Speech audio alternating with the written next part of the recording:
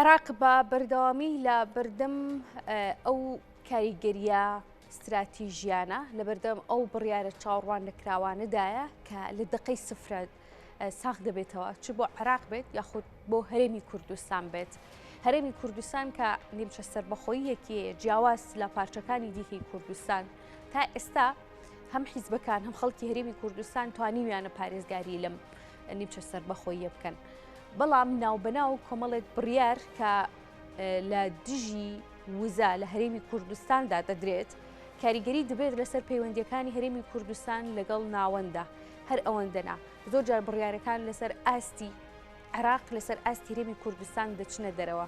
بڕیارەکان لە دەرەوەی عراق و هەرێمی کوردستانەوە دەدرێت بەنمونە بڕیارەکەی دادگای ناوبژیوانی پاریس کە لە چەند ڕۆژی ڕابردوودا بڕیارێکی دەرکرد و لەلایەن تورکیا و عێراقەکە دارکرایەوە کە چی دیکە بەبێ ڕەزامەندی. بەغداد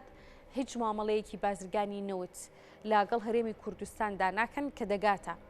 بەندەری جەیهانەوە. دیارە لەگەڵ ئەوەی کە حکوومەتی هەرێمی کوردستان و پێشتر گرێبەستێکی 50 ساڵەی تایبەت بە نەوت و وزە لە هەرێمی کوردستان ئاواژۆ کراوە لەگەڵ وڵاتی تورکیادا. ئەم گرێبەستانە و هاوشێوەکانی چیان بەسەر دێت بە دەرلەمە پەیوەندیە نێودوڵەتیەکان پەیوەندی دیبلۆماسی و دۆستانەکانی هەرێمی کوردستان لەگەڵ وڵاتانی دراوسێ لەگەڵ عێراق لەسەر ئاستی نێودوڵەتی و جیهانیش چیان بەسەر دێت لە بەرامبەر بڕیارێکی لەم جۆرەیە لە کاتێکدا ڕەنگە زۆرترین ئەو پەیوەندیانی کە هەرێمی کوردستان تا ئێستا دروستی کردبێت لەسەر بەرژەوەندی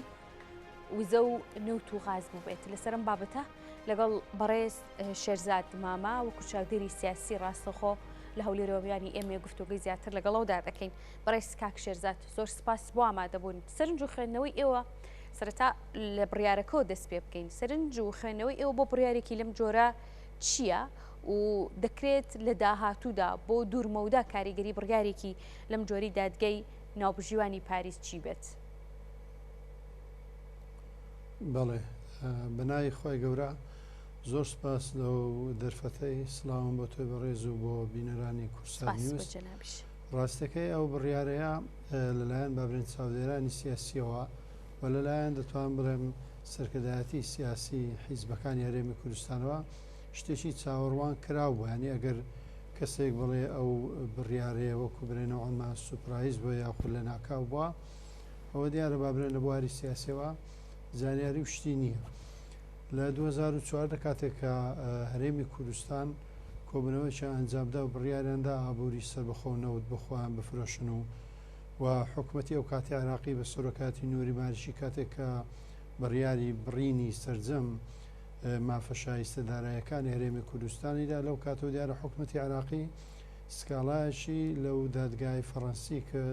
4 دادگای هاوشێوە هەیە لە بۆ بابرێن یەکلاکردنەوەی کێشەکانی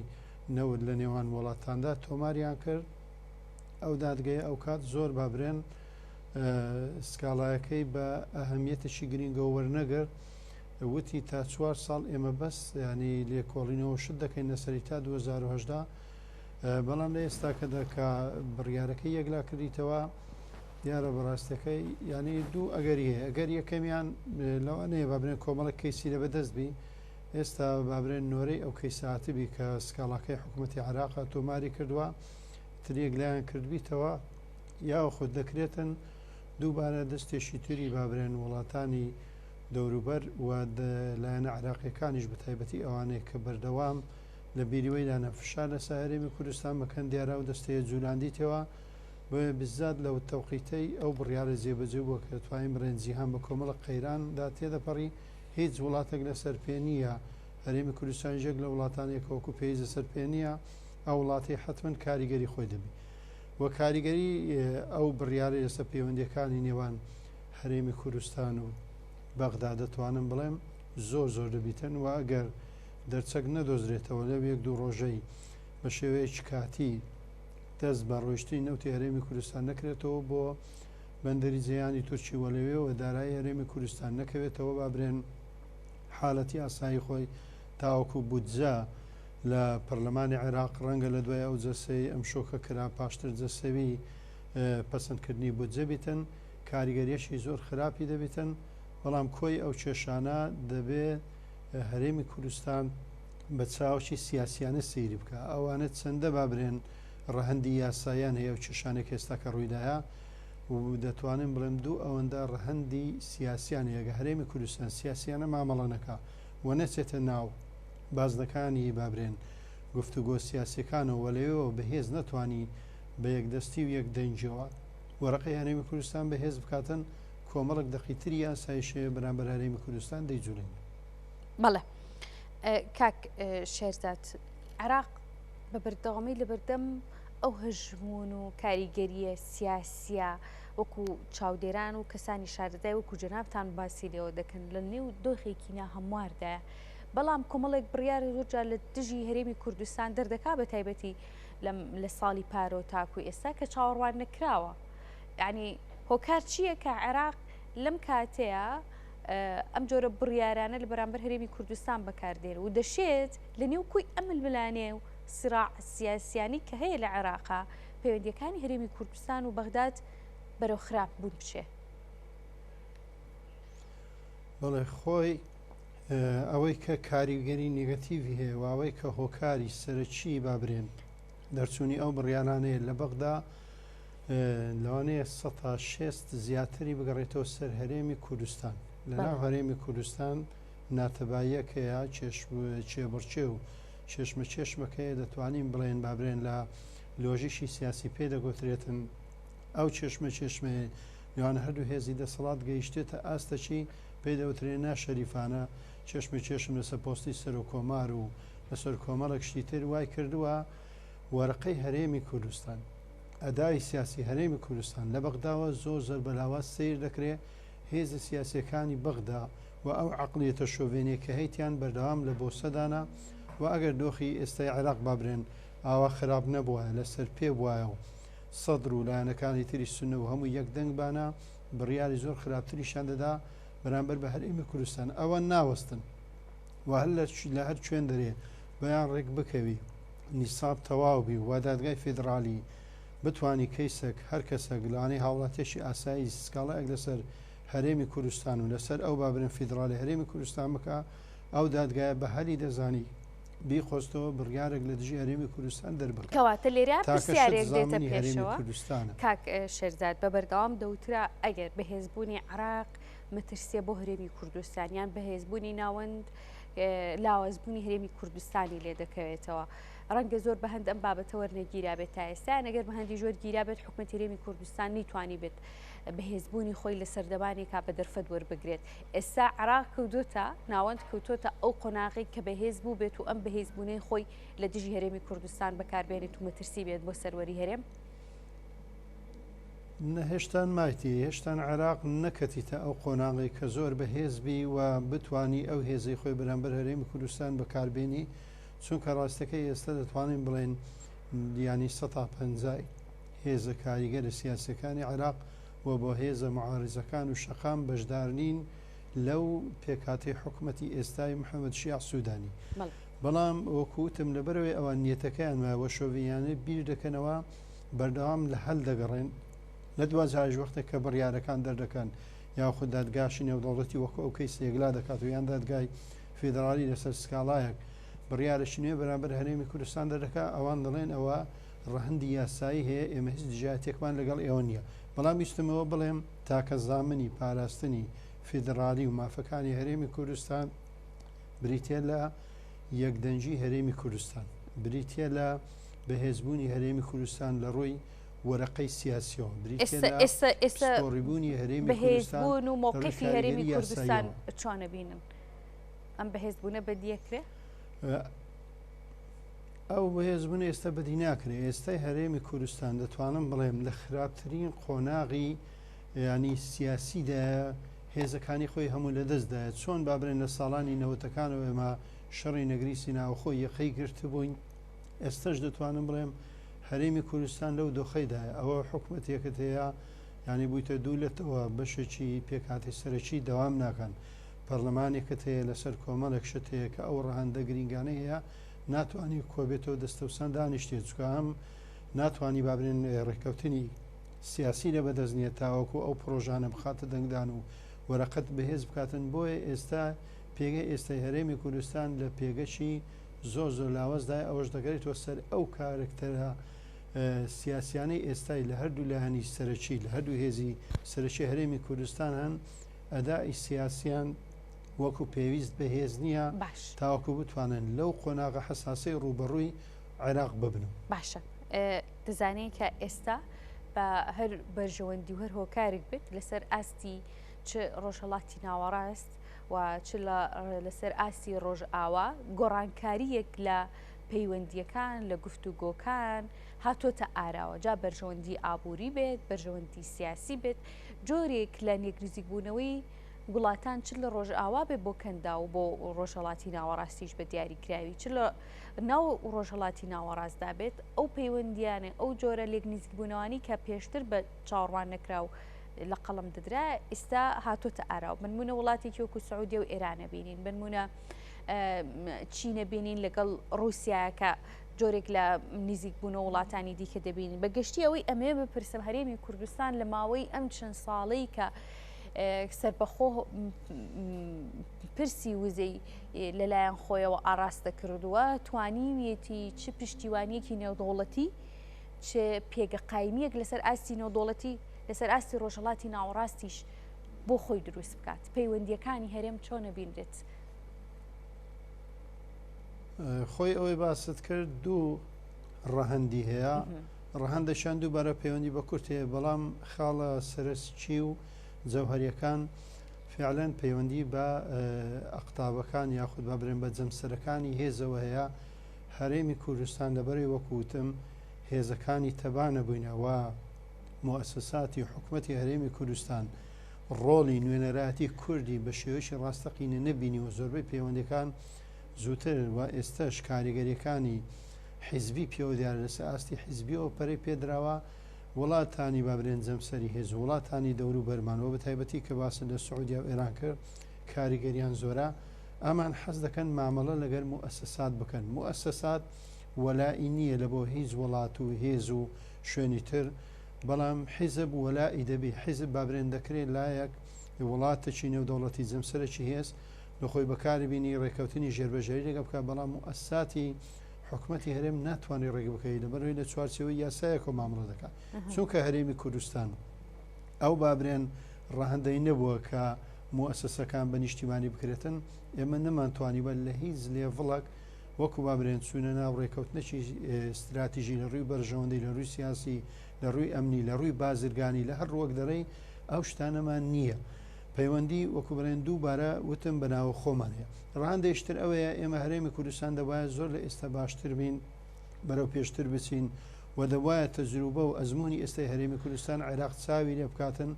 بەڵام ئەوەشمان نەبووە بۆیە وڵاتانی جەمسەری هێزوو و ئەو وڵاتانێک کە نوێنەراتیشان لە هەرێمی کوردستانی سەیری بابرێن ئەدای حکومڕانی و سیاسی ئەو هەرێمی کوردستان دەکەن ئەو شتێک تێدا نابین ئێستا دەیانەوێت لە ڕێگەی عێراقەوە سوودمەند بن لە سەروات لە بەرژەوەندیەکانیان کە لە هەرێمی کوردستان هەیە دەیانەوێت وڵاتانی دیکە و ڕۆژئاوا لە ڕێگەی عێراقەوە ئەو بەرژەوەندیانی کە پێشتر ڕاستەخۆ لەگەڵ هەرێمی کوردستانەوەکو پەیوەندی بەدەستیان دێنا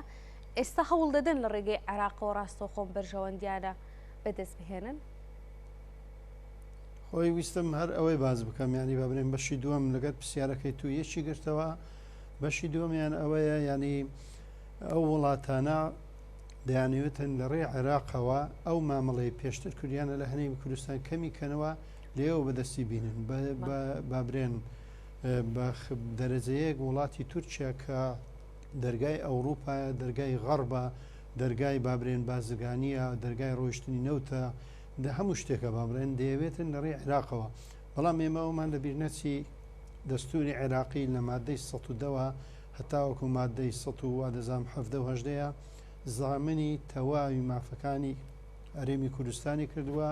لە دەرهێنانی نەوت و لە سنوورەکان و لە بازرگانیکردن و لە بەستنی پەیوەندی و پەیوەندی ئابووری و هەموو شتەکانی ترەوە ئەوە خۆمانین تێناگەین ئەوە خۆمانین بەرگری لە خۆمان ناکەین ئەوە خۆمانین بە وەرەقەی بەهێز نوێنەرانمان لە ئەنجومەنی نوێنەرانی عێراق لە حکوومەت لە سەرۆکاتی کۆمار نەیانتوانیوە ئەو بابرێن مادە دەستوریانەی ئەکتیڤ بکەن و سوودی لێوەربگرن عێراق سیر دەکاتن هەرێمی کوردستان زۆربەی شتەکانی وەکو نەوعەنما سیاسەتکردن و پەیوەندی و بەستنی بابرێن ڕێککەوتن نامەکان لەگەڵ یاندا زۆربەی وەکو ڕێککەوتنێکی هاکەزاییە وەکو برێن لە لوغی سیاسی پێدەگوترێ بازاڕیە مادەم هەرێمی کوردستان ئاوا مامەڵە دەکا ئەویش بەو ڕێککەوتنانەوە لەگە هەرێمی کوردستان مامەڵە دەکا هەرچی دەقەیاسی و یاسایی و دەستوریەکان و شتێکەیە کە پێدەگوترێتن پرۆتۆکۆلی جێبەجێکردنی دەستوری حکومڕانی لەگە هەرێمی کوردستان نایکاتن بەڵام ئەگە هەرێمی کوردستان یاریزانێکی زیرەک بیتن ئەو مادانە بەکاربیینی ئەو کات ئەو وڵاتانە هێشتا مەجال بشیانێتن هەرێمی کوردستان لاوەسکەن مامەڵەی لەگە نەکەن ناتوانن لەبەرەوەی هیچ وڵاتێک ناتوانانی لە دەروی دەستوری عێراق مامەڵە لەگەر پرۆتۆکۆلی پەیوەندیەکانی بکاتن لەگەر عێراق و من زمنیشیم هەرێمی کوردستان بەڵێ دەقەکان تەواو ئەو شتانیان دیاری کردێ بەڵام ئەوە ئێمەین وەکو کورد نەمانتانی و ئەوانە بکەینە بابرێن پرۆتۆکۆلێک بکەینە ئەساس و استراتیژێک بۆی مافەکانی خۆمانی تێدا بدەست باشە ینی ماوەیەکی زۆرە کاک شەرزات کەسانی شارەزا لە سیاست کەسانی وەکو جەنابتان سیاسیەکان کەسانی حکومی داوا دەکەن کە حکومەتی هەرێمی کوردستان لە تەواوی حیزبەکان کە ئەم سربەخۆی ئەم ئارامی کە لەم پارچەی هەرێمی کوردستانە هەیە بە دەرفەت وەربگیرێ پێگەی کورد بەهێز بکرێت داکۆکی لە مافی کورد بکرێت کە بتوانن لە ڕێگەی بەغداوە مافی زیاتر بەدەستبێنێ بۆچی تا ئێستا هەرێمی کوردستان ئەمەی نەکردووە کێشەکە لەکوێیە ئەبینرێتەوە بەدەر لەو خاڵە ناکۆکی کە دەبینین حیزبەکان لە ناوخۆیانە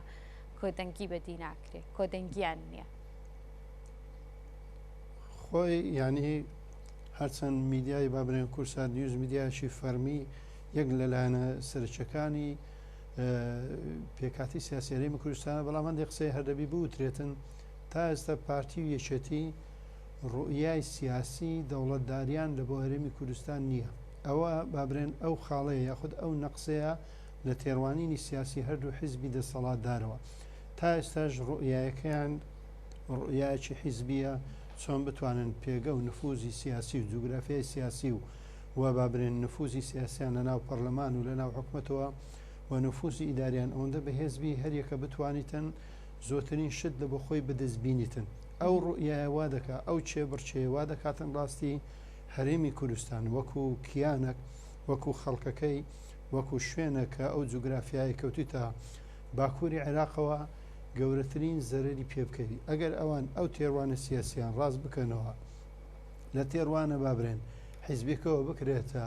تێڕوانینێکی کوردستانی یاخود تێڕوانینێکی دەوڵەتداری و حکومڕانی ئەو کات دەتوانن هەردوو لا بچنە سەر ئەو استراتیژەی کە بریتە لە بەهێزکردنی پێگەی هەرێمی کوردستان وەجێگیرکردنی فیدرالی ئێمە لە 2006ەوە کە لە 2005 دەستور کە فیدرالیمان برنجێگیر کە دەوا ئێستا بگەینە قۆناغی کۆنفیدرالی و هەوڵ بدەین هەرێمەکانی تر دروست بن لە عێراق ئەوکو بە تەواوەتی دەوڵەی عێراق وەکو شکل ببینێ هەرێمەکان ببنە دەوڵەتی فیعلی لە ناو عێراق ئەگەر نەتوانین بابرێن سربەخۆیە تاواکەش بەدەستبینین لەبەرەوەی ئێستا ئێمە لەسەر بابرێن استراتیژ و لەسەر ئەو منافەسە حیزبی داینا بۆیە ئەوە گەورەترین خەلە لە لامان نەماتوانێ بچینە سەر ئەو استراتیژە تاوەکووە بکەین پێگەی حکومەتی هەرێمی کوردستان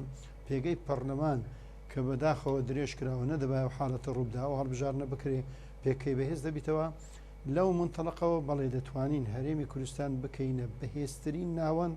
و عێراق چاودەی بکە و عێراق خۆی لەوانەیە ئەو کاتی ئیقراری فیدرالیت کە بکاتن لە بەشەکانی تری عێراقەوە تاوەکو دەوڵەتی عێراق بتە دەوڵەتێکی مۆدرن باشە ئەماکەمە دوا پرسیار زۆر بە کوردی کاک شێرزاد